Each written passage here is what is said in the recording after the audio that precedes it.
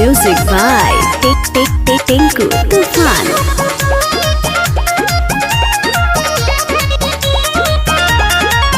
जाने कौने कारण दुबारा तानी बात को है मैं खुद शर्मातानी। जाने कौने कारण दुबारा तानी बात को है मैं खुद शर्मातानी। खाई ले खीरा तो हो जाला पीड़ा पतिया न बुझेला मरद लहेरा। होखे सवेरा चाहे गदबेरा अरे होके सवेरा चाहे गदबेरा टाइम से भौजी खाइल कर केरा। अरे होके सवेरा चाहे गदबेरा टाइम से भौजी खाइल कर केरा।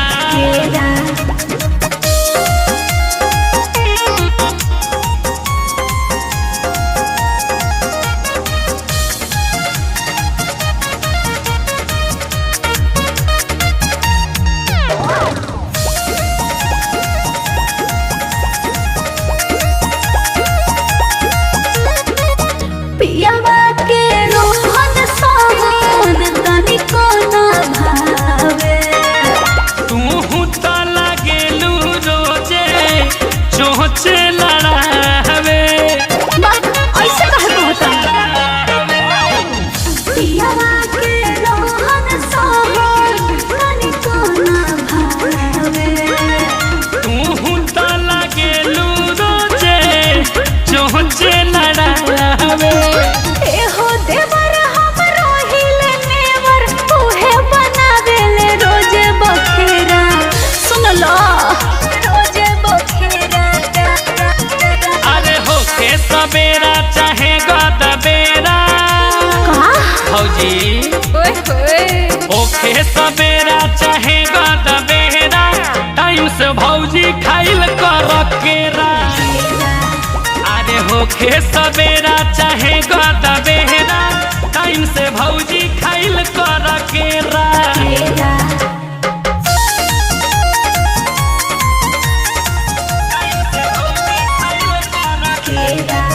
Music by Tinku Tufan. कवनो होइया हमके बतावा। सब बा विटामिन में आदत लगावा।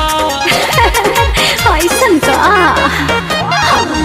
कवनो होइया हमके बतावा। सब बा विटामिन में आदत लगावा। शुभम से डरेवाल टिंको इल्म बतावे आ जाई हो तेरा। कहिया भौजी शनिचर के खिचड़ी खिएगू का होखे सवेरा चाहे गदबेरा ए भौजी। अरे होखे सवेरा चाहे गदबेरा टाइम से भौजी खा